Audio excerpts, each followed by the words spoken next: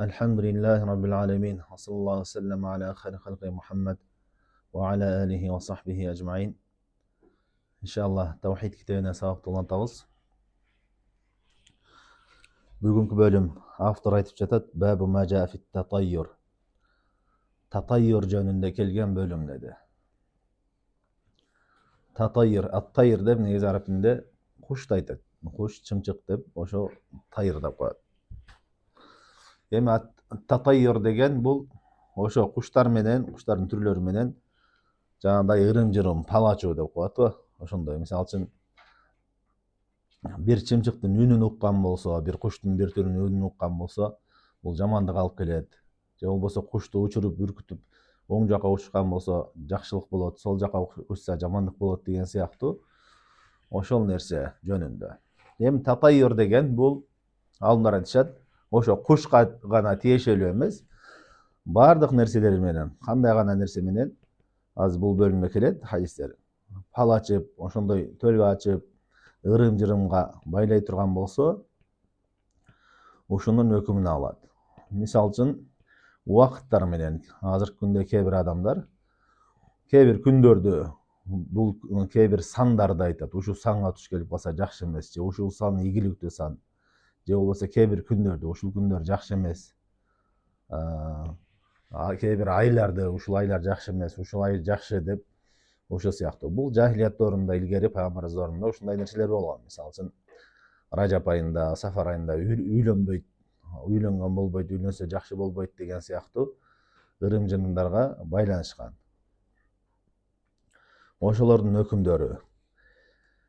Эми мунун баары эгер эсиңиздерде болсо, Тавхид китебинин баш жагында эреже алганбыз. Бир себеп болбогон нерселерди себеп деп этикад кылган болсо, ошол кичинекей ширк болот деп. Эгерде ошол себеп түздөн түз өзү таасир берет дей турган болсо, анда чоң ширк болот. Эгерде ошону себеп болбогон нерсени, акыйкатта себеп болбогон нерсени себеп кылсаң, анда кичинекей ширк болот. Себеп деп этикад кылсаң. Жана ошондой эле себептер шариатта кандай жол менен тасдикталышын алып өткөнбүз. Биринчиси шариат жолунда, шариатта келген болсо, ошону себеп болот. Экинчиси туура тажрыйбанын негизинде деп. Бул дагы ошол эрежеге кирет. Демек, татайюр ошо бирдекелер менен пал ачып, ырым-жырым кылуу ошол себеп болбогон нерселерди себеп кылуу болуп эсептелет. Ошон үчүн кичинекей ширк. Эгерде ал түздөн түз өзү таасир берет десең, анда ал чоң ширк болот. Мисалы үчүн, бир куштун бир түрү үйүң үстүнө келип конгон болсо, ал сага өлүм алып келет деп ишенсең, же бир бале алып келет деп ишене турган болсо, этикад кылып турган болсо, ошол өзү түздөн түз алып келет, Аллах Таалага байланышы жок эле өзү ошол нерсени алып келет деп этикад кылса, бул чоң ширк болот. Ошол нерсе себеп деп этикад кылса, ал кичинекей ширк болот. Ошондой эле, мисалы үчүн, бир айды, бир күндү, кайсы бир эмени, ушул азыркы күндө мына эмелер бар. Жылдыздар менен төлгө ачуу. Жылдыздар дегенде гороскоп деп коет, гороскоп. Паланчан ким мына күнү туулган болсо, гороскопу ушундай болгон болсо, бүгүн чыккан болсо, иши ийгиликтүү болот, анан мындай болот деп ушул сыяктуу төлгө ачып атат. Мунун баардыгы ширк болот. Ошолор менен пал ачып төлгө ачкандар. Бул алым бул бөлүмдө бир нече далилдерди эскерди. Ошол далилдерди окуй турган болсок, биринчиден Аллах Таала Куранда айтат: "Ала иннама та'iruhum 'indallohi walakinna aksarahum la ya'lamun." Аллах Таала айтты: алардын ошо татайыр ырым-жырымдары Аллахтын жанында, Аллахтын алдында, аны бирок көпчүлүк адамдар билишпейт дейт. Бул аяттан максат, алымдар айтат, бул Фираундун кавму жөнүндө болгон. Фираундун Муса пайгамбарга каршы чыккан кавму жөнүндө айтып атат, Фираун жана анын шериктери жөнүндө. Алар эмне деди? Муса менен, ошо Муса пайгамбар менен Мусаны ээрчигендер бизге ушулар сыяктуу жанагындай кургакчылык, ачарчылык бирдеке болгондо, ушулар себептүү бизге ушундай келип атат деп ырымдашты. Ушулар бизге жамандыкты алып келүүсүнө себеп болуп атат деди. Чынында алар себеп эмес. Аллах Таала аларга жооп берип айтып атат: чынында жакшылык дагы жамандык дагы Аллах Тааладан. Бул Муса эч кандай себеп эмес деген маанилде жооп берип атат. Андан кийинки аятта айтат: "Qalu ta'irukum ma'akum." Силердин ошо ырымдаган нерсеңер ал өзүңөр себептүү деп айтты. Бул дагы башка бир коом жөнүндө. Ахл Кария деп коет. Аларга пайгамбарлар жиберилгенде алар айтышты, алар дагы ошондой деп айтты. Ушул пайгамбарлар бизге жамандыкка себеп болуп атат. Жамандыкка алып келгенге себеп болуп атат дегенде Аллах Таала аларга жооп берип айтты: "Ошо ырымдап жамандык келгениңер силер өзүңөр себептүү" деп атат. Мындайча айтканда өзүңөрдүн күнөөңөр себептүү Аллах Таала силерге ошол жамандыкты берип атат. Ал пайгамбарларга эч кандай себеп болгон жок деди. Демек алар бул жерде ырым-жырымдарды кандайдыр бир жамандык келген болсо, өздөрүнүн чыныгы себебин издебестен башка пайгамбарларга ошолорго шылтаганда Аллах Таала аларга шылтоосуна жооп берди. Анын баардыгы силер өзүңөр кылган күнөөңөр себептүү деди. Бул эки жерде дагы, эки аятта дагы ошо пайгамбарларга каршы чыккан коомдар ушундай ырым-жырым кылышкан экендиги жөнүндө. Бул жахилиятка чейин эле, пайгамбарыбызга чейин эле илгери Фираундун коому, ага чейинки пайгамбарлардын коому ушундай болушкан экени жөнүндө айтат. Дагы башка аяттарда келет, алар айтат: "Ушу татайюр, ташаум бирдекени себеп кылуу. Ушул нерсе бизге жамандыкка себеп болуп атат" деп ырымдагандык Куранда бул бир гана жаман коом, пайгамбарларга душман болгон адамдар жөнүндө гана келген. Мындайча айтканда чыныгы момундар, мусулмандар эч качан андай ишке барышкан эмес дейт да. Демек бул ошо жахилият доорунун пайгамбарлардын душмандары болгон адамдардын адаттары ушундай. Бир жамандык келсе, ал чыныгы себепке шылтабастан дароо аны жакшы туура жолдо жүргөн адамдарга, пайгамбарларга шылташып, өздөрүнүн күнөөлөрүнү мойнуна албагандык. Бул ошол капырлардын, пайгамбарлардын душмандарынын иштеринен. Чыныгы момундардын иштери болсо кандай? Алар Аллахка гана тоокел кылат. Бардык жакшылык, жамандык Аллахтан деп ишенишет.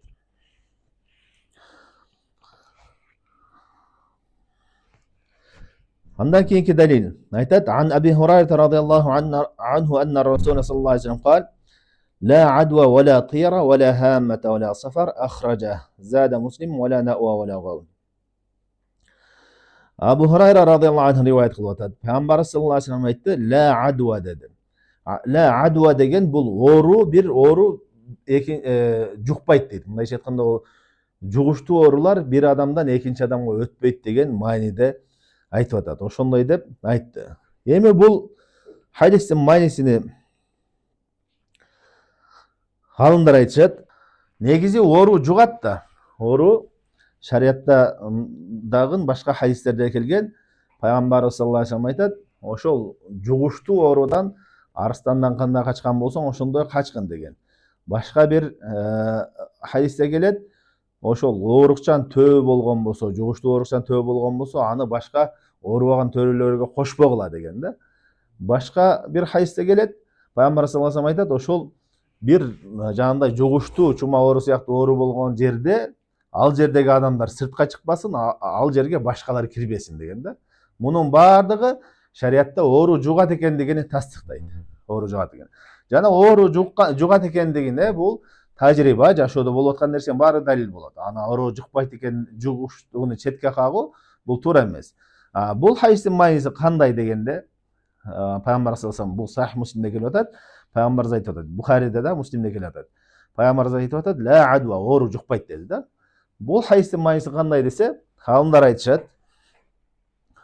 Оору жукпайт дегенден бул хадистин мааниси ошол оору түздөн түз өзү себеп болуп өтпөйт дейт. Мындайча айтканда, Аллах Таала каалабаса, ошол жугуштуу оору да жукпай калат. Ошол жугуштуу оорулар дагы Аллахтын каалоосунан кийин гана жугат деген мааниде. Мындайча айтканда, оору өзү эле сага каалаган адамды тандап алып жуга бербейт да. Демек Аллах Таала кимге кааласа оору жугат, кимге каалабаса жукпайт. Бул нерсе тажрибада эле, мисалы үчүн, кээде жугуштуу оорулар болот. Бир адам аралашып жүрөт, бирок жукпай калат кээ бир адамдаргачы. Бирок шарият неге үгүттөгөн? Ошол оору жукпайт деген хадиске амал кылып аралашып жүрө берүүгө же болбосо сактануугабы? шариат сактанууга буйруган, себептерин алууга буйруган. Ошол эгерде жугуштуу оору болуп аткан болсо, андан сактанып алыс болгула деп ошого буйруду себептерди алууга. Андан кийин кээ-бир бул маселеде кээ-бир сахабалардан да келишет, ошол жугуштуу ооручан адамдар менен чогуу отурушуп тамак жешкендиги. Буларга кандай дегенде, алымдар айтышат. Ошол биринчи бөлүгү себептерди алуу. Себепти алуу эмне? Оорукчан адамдан алыс болуп сактануу. Бул себептерге амал кылуу. Экинчиси болсо Аллах Таалага тоокел кылуу. Иманы күчтүү адам болсо, катуу тоокел кылган болсо, жана ошол аралашуусунда маслаха, пайда бар болуп аткан болсо. Мисалы үчүн бир адам жугуштуу оору менен ооруп калды. Аны караган эч кимиси жок да. Эч ким жок.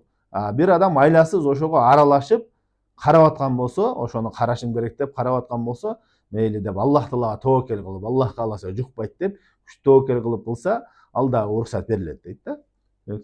Демек, кээ-бир учурда, мисалы үчүн, ошо аралашууңда пайда бар болуп аткан болсо, маслаха болуп аткан болсо, андай учурда ошол зарылдык үчүн. Бирок сахабаларда күчтүү тоокел болгон, Аллах Таалага таянышып, иншалла Аллах Таала кааласа жукпайт деген толук ишеним менен болушкан. Ошондой тоокели күчтүү адам болсо, ошентип Аллахка таянып, пайда үчүн аралашса болот деп алымдар айтышат. Андан кийин айтты, валя тыяра деп айтты. Ошо тыяра деген бул бөлүмгө байланыштуу. Ошо ырым-жырымдар жок деди. Ырым-жырымдар жок дегенде, бул жерде хадистин майниси нахи, ырым-жырым кылбагыла деген мааниде кайтаруу эмес, ырым-жырым такыр таасир бербейт деген мааниде. Мындайча айтканда, жанагы чыныгы себеп болбогон нерселер ага эч кандай себеп эмес. Кушту учуруп коюп, оң жака учса жолуң болот экен, сол жака учса жолуң болбойт деген мааниде бул нерселер эч кандай таасир бербейт деди. Көчөгө чыгып баратсаң, жолуңан кара мышык өтүп кетсе, жолуң болбой калат экен деп кайтып кетсең, бул да эч кандай таасир бербейт бул нерселер.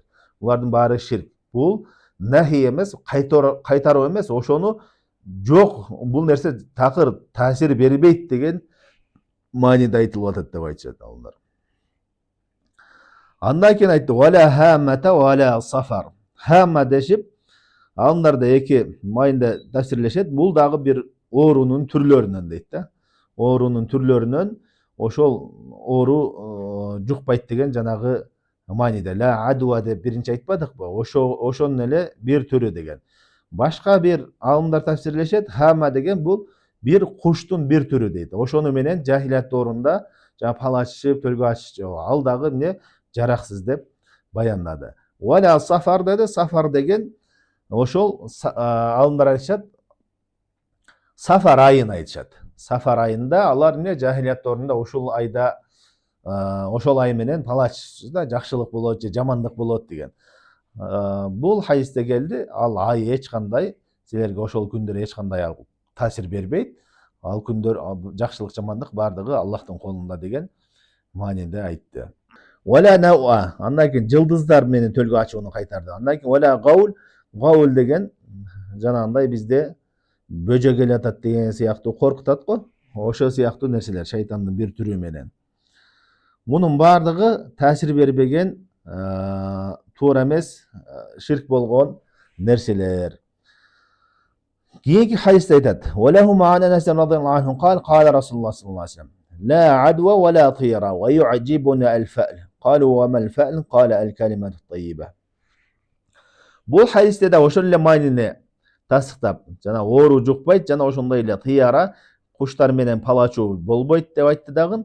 Андан кийин мага фа'л жагат деди. Фа'л дегенде не деп сураса, ал жакшы сөз деп айтты. Эми фа'л менен тыяранын айырмасы. Тыяра деген айттык, куш менен болсун же башка бир нерсе менен, чыныгы себеп болбогон нерсе менен палачуу дедик, төлгө ачуу, жакшылык жамандыкты жооруу деген. Ошол сыяктуу. Фа'л деген дагы ошол жакшылыкка жооруу бирдекеничи. Ошону уруксат берип атат. Бул жакшы деп атат Пайгамбар саллаллаху алейхи вассалам. Бул жакшы деди. Экөөнүн кандай айырмасы бар дегенде алымдар айтышат. Тыяра дегенде ошол себеп болбогон нерсени себеп кылуу. Мисалы үчүн бир адам жолго чыккан болсо, жолунан карамышык өтүп кеткен болсо, жолум болбой калат экен деп кайтып кетип атат жолдон. Кайтып кетсе, ошол карамышык өтүп кеткендиги сапарга чыкпай калышына себепкер болуп атат, түрткү болуп атат. Аны кайтарып атат. Ушуну тыяра деп коет. Ал чынында себеп эмес. Ошо себеп эмес нерсени себеп кылып, ошонун негизинде амал кылса, ошол палачу ырым-жырым болуп эсептелет. Ал эми фаал деген эмне десе, бул уруксат берилгени. Бул саңа ошо бир ишти кылышыңа же кылбай калышыңа же жолго чыгышыңа, чыкпай калышыңа себеп болбойт ал. Бирок сен сапарга чыктың, мисалы, сапарга чыктың, жолдо баратсаң, бир жакшылыкты көрүп калдың да, бир мисалы үчүн жакшылык деген адамды көрүп калдың дейли. Жакшылык деген адам жолугуп калса, жакшылык жолукту, иншалла жолубуз жакшылык болот окшойт деп жакшылыкка жооруп койдуң. Бирок ошол жакшылыктын көрүүсү сен ошол сапарга чыгуусуңа түрткү болуп аткан нерсе эмес да ал. Ошол сыяктуу эле кандай бир жакшы белгини көрүп калсаң, ошол нерсени иншалла жакшылык болот окшойт деп жооруп коюш. Мисалы үчүн Пайгамбар саллаллаху алейхи вассалам Сулхул Худайбияда Сухайл келгенде, Сухайл сахалаллаху амракум. Аллах Таала Сухайл деген бул жеңилдетилген деген мааниде да. Аллах Таала ишибизди жеңилдетет экен деди. Бул иншалла жакшылыкка жооруп атасың. Бирок ошол нерсе сага ошол ишти кылууга түрткү болуп аткан жок. Демек фаалдын мааниси тыяра менен фаалдын айырмасы ушундай. Тыяра болсо жана ырым-жырым деген ошонун негизинде иш кылуу. Түшүнүктүбү? Ошонун негизинде. Бул болсо андай эмес. Бул жакшылык, анын негизинде иш кылбайсың, бирок жакшы нерсени көрсөң, жакшы сөз кылып, жакшы тилек кылып, жакшылыкка жооруп коюу.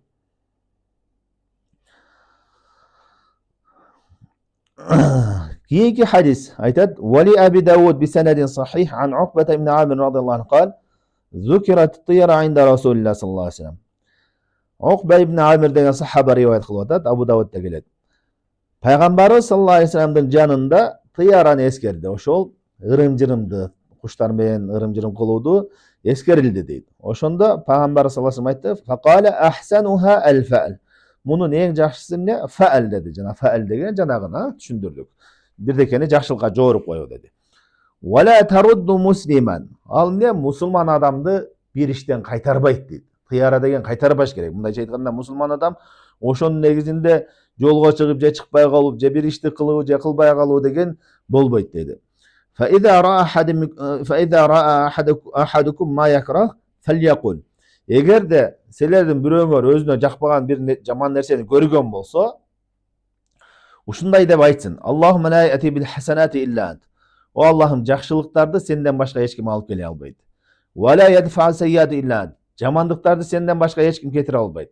Ва ла хаула ва ла куввата илля бик. Эч кандай бир өзгөрүү дагы, бир абалдан абалга өзгөрүү дагы жана эч кандай сенден башка күч кубат дагы жок деп, өзүң менен гана күч кубаттуу болобуз деген маанини ушул дуаны айтсын деди. Аллахумма ла яти бил хасанати илля ант ва ла ядфа сайяти илля ант ва ла хаула ва ла куввата илля бик.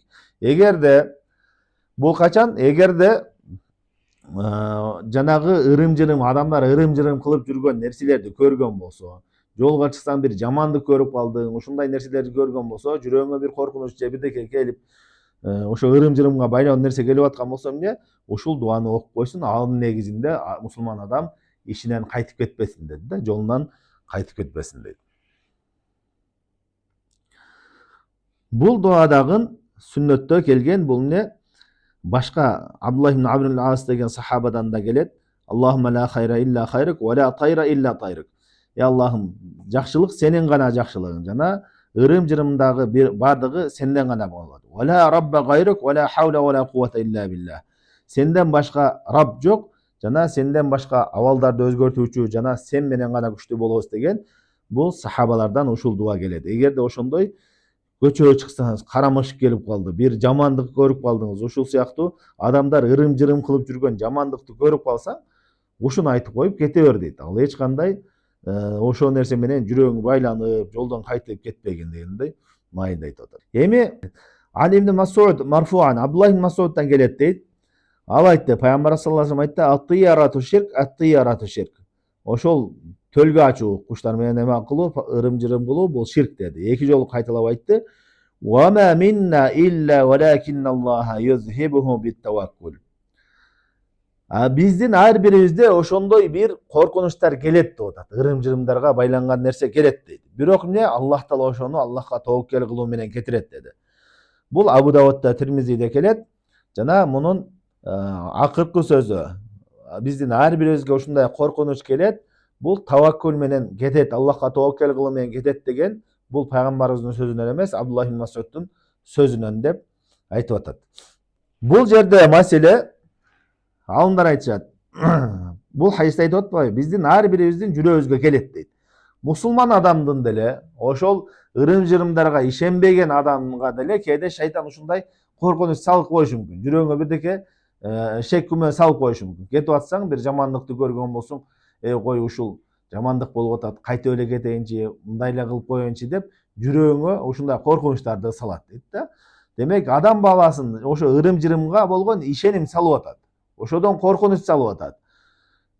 Бул жерде Ибн Масуд айтып атат, адамдын биздин ар бирибизге келет дейт. Демек, алымдар айтышат, адамдын жүрөгүнө ошондой келген болсо, ал күнөөкөр болбойт ал нерсеге.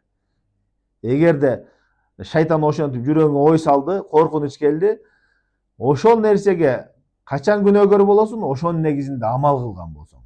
Мындай болуп калды деп, кой муну кылбай эле коеюн деп амал кылсаң, ошого таянып, анда күнөөкөр болосуң. Бирок жөн гана жүрөгүңө келген болсо, жанагындай дуаларды окуп туруп кете бериш керек. Ошондой ар бирибизге келет бул нерсе дейт да. Шайтан ар бирин азгырат, жүрөгүнө салат. Ал нерсени кантип кетиребиз? Аллах Тааланы Аллахка тобокел кылуу менен. Аллахка тобокел кылдым, бул нерсе эч кандай пайда зыян бербейт деп кете турган болсо, анда ал нерсе эч кандай зыян бербейт. Жана ошол нерсеге ал күнөөкөр болбойт. Кийинки хадисте айтат: "Вали Ахмада мин хадис Ибн Амр." Имам Ахмадта келет, Ибн Амр сахаба риваят кылып атат: "Мен раддатху тиярат ан хаджатихи факад ашрак." Кайсы бир адамды бир муктаждыгынан ошо ырым-жырымдын негизинде кайткан болсо, кайтарган болсо, ал ширк кылыптыр. Жанагындай эле жолго чыккан болсоң, бирдеке кылайын деп аткан болсоң, жамандыкты ошо адамдар ырымдап жүргөн нерсени көрүп калдың, анда кой ушуну кылбай эле коеюн деп кайтып кеткен болсоң, анда ошол кичинекей ширкке түштү. Жанагы мисал үчүн бул азыр жаштарда көп ушул нерсени түшүндүрүш керек. Бул гороскопко таянгандар көп. Күнү мисал үчүн радио менен же кээ бир каналдарда күн сайын айтып турат ошону. Бүгүн сен эмне болосуң, сен эмне болосуң дегендерди. Анан ошону угуп алып туруп, ошонун негизинде иш кылышат. Ошону угуп алышат дагы, бирөөсү көп акча табат экенсиң десе, анда ошонун негизинде чыгайын деп туруп чыгышат. Бирөөсү сага бир жамандык келет, үйдө отур десе, ошонун негизинде отуруп калат. Ким ошонун негизине амал кылып, ошого таянып амал кылган болсо, ал чынында ширк кылыптыр дейт. Ширк жанагы мааниде. Эгерде ошол өзү түздөн түз таасир берет десе, ал чоң ширк капырлык кылыптыр. Эгерде ал себеп деп ишене турган болсо, анда ал кичинекей ширк кылган болот. Андан сурашты: "Калу фама каффараты залик?" Эми бирөө ошентип ошонун негизинде амал кылып алган болсо, анын каффарасы кандай? Анын кантип кечирими, тообасы кандай деген мааниде сурады. Кала айтты: "Антакула Аллахумма ла хайра илля хайрак, ва ла тайра илля тайрак, ва ла илаха гайрак." Анда ошондой кылып койгон болсоң, анда ушундай кылып кайт дейт. Аллахумма ла хайра илля хайрак. Сен, Аллахым, сенин жакшылыгыңан башка эч кандай жакшылык жок. Жана ырым-жырымдардын эч кандай, өзүң гана таасир бересиң, ырым-жырымдар эч кандай таасир бербейт. Жана сенден башка сыйынууга татыктуу зат жок деп айтуу ушул каффарасы деди. Бул акыркы эки хадисти, акыркы хадисти алымдар даиф деп айтышкан, бирок Аллах алам майниси бул туура эле. Анткени тыяра ширк экендиги тастыкталды.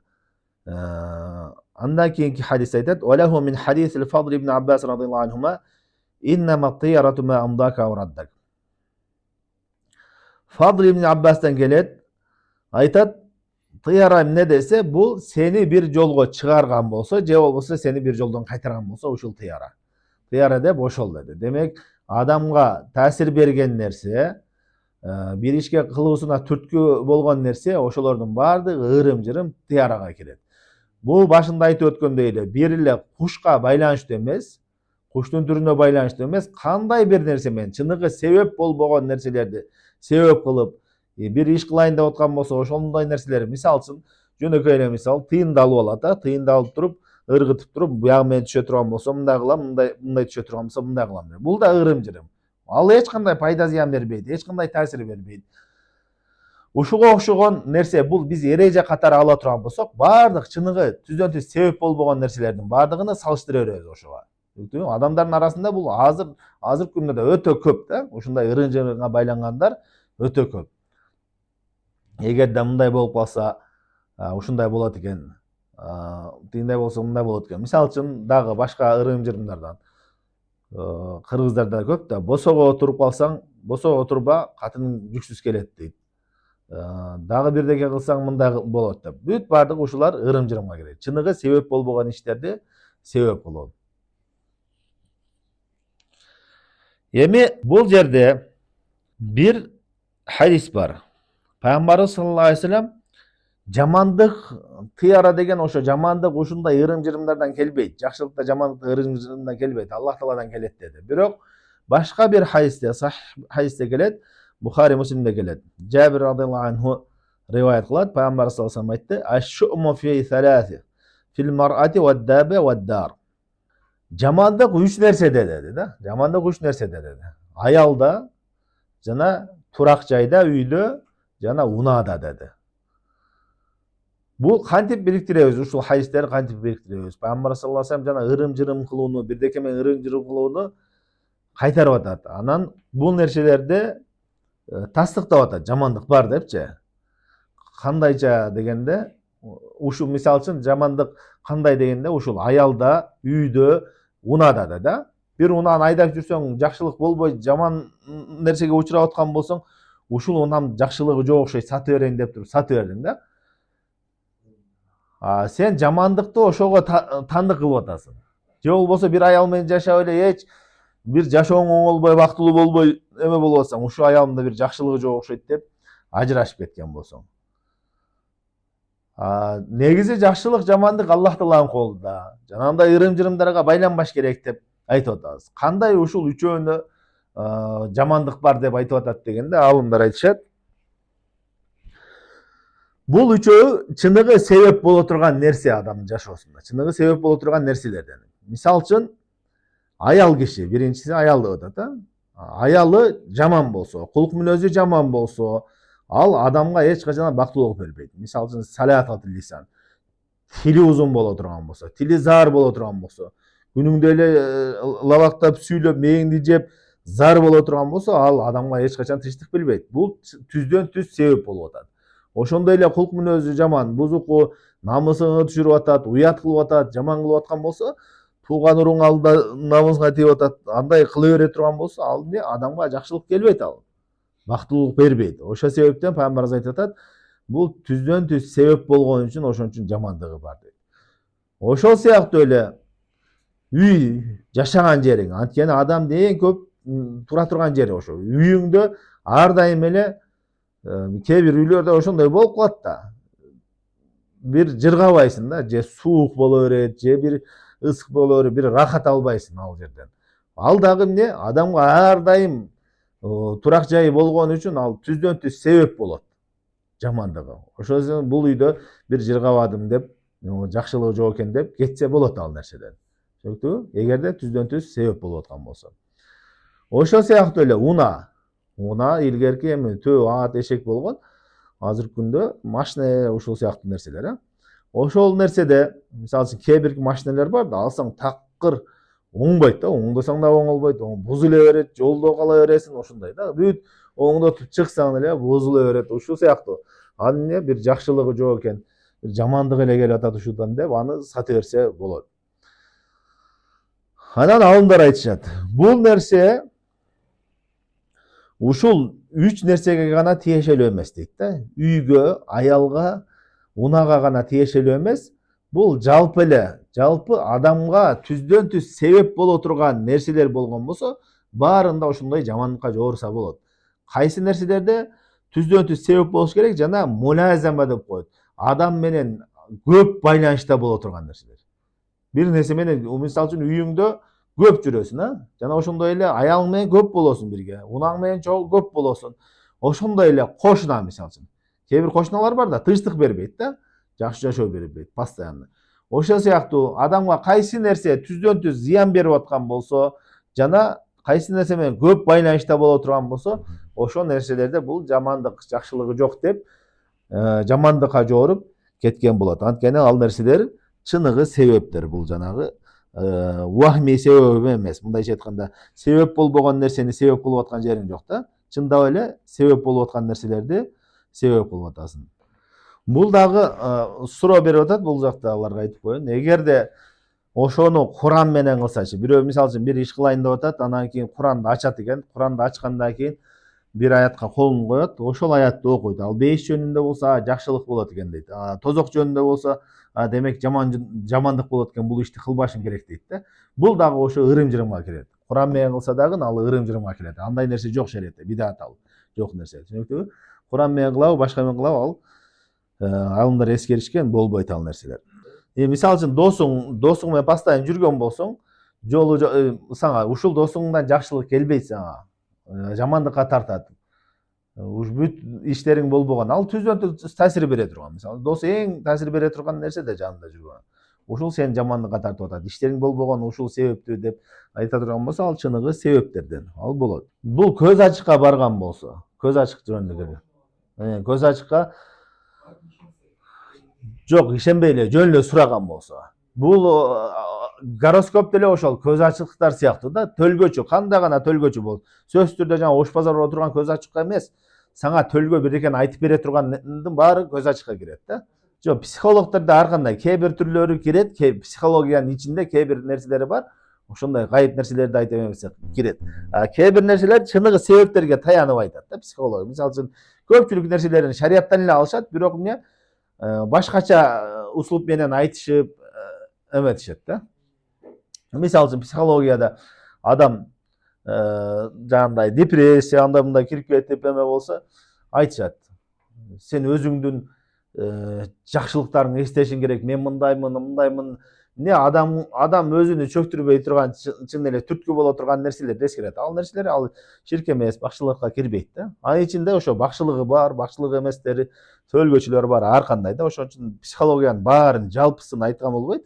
Ичинде кылган иштерине каралат да, эмне кылып атат, эмне деп атат.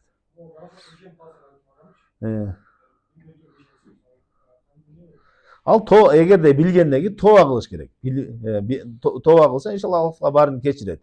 Билгенден кийин ал эмне ошо бакчыларда эле ал төлгөчүгө. Мисалы үчүн гороскопко ишенсең, ал кичинекей ширк болот ал.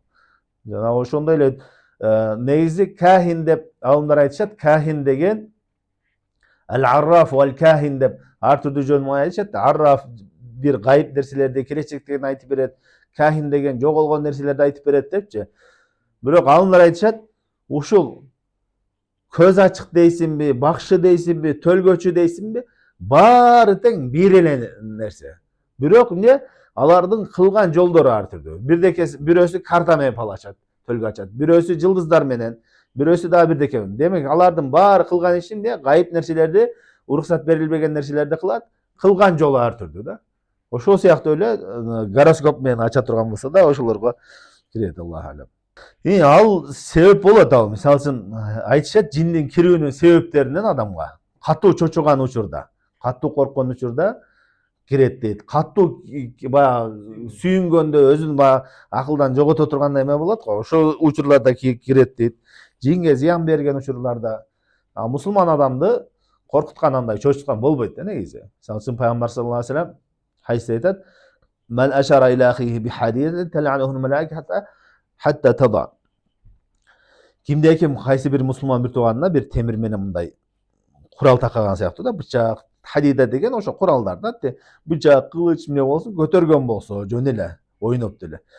Аны качан аны коймоюнча аны периштелер каргыш айтат дейт да. Аны сен коркутуп, тамашалабай эметип атсаң делечи. Ахихи мусулман адамга дейт. Ошол себептен ал нерселер болбойт. Буну азыр биз башында келбей калдыңыз, аны бириктирип айттык. Негизи оору жукпайт деген оору жугат шариятта. Пайгамбар саллаллаху алейхи вассалам бир эмес, бир нече хадистер келген. Оорулуу жерге башкалар аерден чыкпасын, башкалар аерге кирбесин деген. Оорукчан төөнү, оорубаган төөнү оорукчан төөгө кошпогула деп андай толтура келген. Эмне жукпайт деген мааниси бул жахилияттын этикадын кайтарып атат. Ошол оору түздөн түз Аллах Таала таасир бербесе дагы өзү оору бар жерге келсең сөзсүз жугат деген этикад болгон. Ошол нерсени четке кагып атат. Түшүндүңбү? Оору жугат себептер менен. Бирок Аллах кааласа жукпай да калышы мүмкүн. Ал өзү түздөн түз оору келип жукпайт. Аллах Таала ошону себеп кылган. Кээде ошол себептер иштебей деле кала берет да. Ошол себептен пайгамбарыбыз саллаллаху алейхи вассаламга ла адуа дегенде, ушул оору жукпайт дегенде бир бадави араб айтты, сурады. Бир төбүбүз оорукчан болсо, ага бир оорукчан төбөгө башка төбөнү койсок, жугуп калып атпайбы деп сураганда, пайгамбарыбыз айтат, бул биринчисине оору каяктан келди дейт да. Биринчисине. Демек, оору Аллах Таала берет деген. Ооруну да Аллах Таала берет. Бирок бул себептери болот. Себеп болот. Биринчисине ошол сен айтып аткан себеби жок деле болуп калып атат го деп атат да. Кээде ошол себеп иштеп калат, кээде себеп иштебей калат. Мындайча айтканда, себеп түздөн түз өзү таасир бербейт деген мааниде. Түшүндүңбү? Эми ушул ырым-жырымдардын көптөгөн зыяндары бар да, мусулман адамга ырым-жырымдардын көптөгөн зыяндары бар. Биринчиден, татайыр суу-занну биллахи дейт. Аллах Таала жөнүндө жаман ойлоо. Мисалы үчүн, кээ бир адамдарда бар ушу жолго ушундай эмелер менен жашайт да. Орусча айтканда хам хаялдар менен, өзбекче. Мындайча айтканда жөн эле элестер менен, коркуп өзүнчө. Көчөгө чыкса эле бир жамандык көрсө эле, только ошондой нерселерге байдылай берет. Аллах Таала жөнүндө жакшы ойдо болуш керек. Аллах Таала сактайт, Аллахка тоокел кылам деген эме болуш керек. Аллах сактоочу, жакшылык жамандык Аллахтын колунда деген ишеним болуш керек мусулманда. Экинчиден, бул ошо ырым-жырымдарга ишенүү, бул Аллахка болгон тоокелдин алсыздыгы. Мусулман адамдын тоокели күчтүү болуш керек. Аллах Таалага ар бир ишинде Аллах Таалага тоокел кылыш керек. Ар бир ишин Аллах Таалага тапшырыш керек. Жөн эле ырым-жырым себептерге байлана берген болбойт. Жана ошондой эле ырым-жырымдарга байлануу бул шайтандын адамга, мусулман адамдын үстүнгө минип алуу, үстөмдүк кылуусу. Кээ бир адамдарга ошондой чындап эле минип алган да. Ушинтип эле коркуп жашайт да, ырым-жырымдан ар бир нерсеге байланып эле коркуу менен жашайт. Анан бул эмне? Жөн эле бир фантазия да, акыйкаты жок болгон фантастикага ишенип, жөн эле бир ужас кино көрүп алып коркуп жүргөнүң сыяктуу эле нерсе да. Анын ачкандай акыйкатта таасири жок. Чын, кээ бир адамдар ушундай кичинерээк болсо, ужас көрүп алып, ошону элестетип, кечинде коркот, аякта коркот, буякта коркот. Ал өз акыйкатта жок нерсе ал нерселер, чынбы? Ошол сыяктуу эле бул дагы ырым-жырымдардын акыйкаты жок ал. Мисалы үчүн, гороскоп менен жашагандар фантазияга, мындайча айтканда, жок нерсеге ишенип, ошонун негизинде иш кылып атат да. Ошол сыяктуу эле нерсе бул акылсыздык да. Ошон үчүн мусулман адам биринчиден Аллах Таалага тоокел кылыш керек. Аллах Таалага тоокелин күчөйтүш керек. Жана ошондой эле ушул сыяктуу ырым-жырымдарга, жомокторго ишене бербеш керек. Аллах Таала жөнүндө ар дайым жакшы ойдо болуш керек. Ошо жанагы биз эң негизгиси жанагы эрежени билсек, жашоодогу көп ширктерди билебиз. Мусулман адам көпчүлүк учурунда бизде, кыргыздарда болсун, башка улутта болсун, көп ырым-жырым ширктер бар. Мисалы үчүн, шыпыргын мындай койсоң мындай болот, мысырды чогултуп койсоң мындай болот, жакырчылыкты алып келет. Ушул сыяктуу бычакты тик коюп койсоң болбойт, мындай кылып койсоң болбойт. Себеби бул ырым-жырымдар каяктан чыгат? Кээде, мисалы үчүн, кээ бир нерселер зыян да, чындап эле зыян. Аны илгеркилер, Аллах алам, мындай туура эле багыт берейин деген да. Мисалы үчүн, бычакты тик койбой дейт да. Не болот десе, ал кесип кетет да, негизи жемтүү зыяндуур да, бирөө болсо. Анан аларда илим жок, шарият эмес. Бирөө жаш бала не болот десе, мындай болот деп бирдеке жоруп коюшу мүмкүн. Мусоруңду чогултуп койбо. Не болот? Эми чогултуп койгон жакшы эмес да, үйүңдө мусор турса жакшы эмес. Алып тазалап койгоң жакшы. Не жакырчылыкты алып келет деп коет. Төшөгүн жийип койгон болсо, төшөктүн үстүнө жатпа дейт. Жатпа, балдар, төшөктүн жыйылган аны эмне жатпаса баягы чачат да, чачып эме кайра жыят. Не болот десе, катының жүксүз келет деп коет. Ушул сыяктуу нерселер менен жоорой берген, анан ал ырым-жырым болуп калып калган. Ошого окшогон нерселерди чыгарыш керек. Ошон үчүн жанагы эрежени жакшы билип алышыбыз керек. Эреже, себептер жөнүндө эрежени биле турган болсок, бүт ырым-жырым ширктерди билебиз. Ал эреже кандай? Шариятта бир нерсе бирдекеге себеп болуш үчүн себептер эки жол менен гана такталат. Биринчиси, şariatта kelgen bolsa, ayat hadislerde, misal üçün Kur'an dem salуу şifa dep kelip atat. Mындайча айтканда, ооруга аяк оозуна себеп болот да, Kur'an менен дем салсаң. Келип атат. Замзам суусу шифа деп келип атат. Хурма берекелүү шифа деп келип атат. Ошол сыяктуу шариатта келген болсо, дарылоо жолдору, бирдекеге себеп болуу жолдору келген болсо, аны байланышын карабастан эле түздөн түз байланышын карабай ишенебиз ага. Сахих жол менен келген болсо, болду, ишенесиң. Экинчи жолу болсо, тажрыйба менен адамдар бирдекени тажрыйба кылып көргөн болсо, ошол пайда берген болсо, ошол нерсе себеп болот. Бирок тажрыйба туура болуш үчүн эки шарты бар. Ушуну билип алайлы. Тажрыйба, любой тажрыйба бирдекеге себеп кылууда туура болуш үчүн эки шарты бар. Биринчи шарты, ошол себеп менен себеп кылынган нерсенин ортосунда түздөн түз байланыш бар болуш керек. Кандайча? Мисал үчүн бирөө айтса, көзүңө тирсек чыкса, колуңа жип байлап койсоң, бул тажрыйбанын негизинде пайда берип атат десе, бул тажрыйба туура эмес деп айтабыз. Не себептен? Анткени экөөнүн ортосунда түздөн түз байланыш жок. Көзүңө тирсек чыкса, буяка жипти байлап койсоң, ал жиптен бир заттар моотип өтүп келип көзүңө жетип пайда бербейт да ал. Түздөн түз байланышы жок. Түшүнүктүбү? Байланыш жок болгон нерселер бул канчалык тажрыйба десе деле ал пайда бербейт. Ал туура эмес болот. Мисал үчүн карышкырдын тырмагыны, бүркүттүн тырмагыны бирдекени ийилип койсоң, мондай ооруларга шифа, мындай балелерден кетирет десең, ал туура эмес дейбиз. Ал эмне? Түздөн түз байланышы жок. Түздөн түз байланышы барлар эмне? Тажрыйба. Дарылар, мисал үчүн башың ооруп атат, аспирин ичип алдың, анын түздөн түз байланышы бар. Ичесиң, организмге таасир берет, кандайдыр бир эме менен келет да. Дагы бир май ичтиң, дагы бир зайтун ичтиң, бирдеке ичип атасың, кыстыл хинди ушул сыяктуу да. Мунун баардыгы тажрыйба менен болсо, түздөн түз байланышы бар. Ошон үчүн ал туура дейсиң.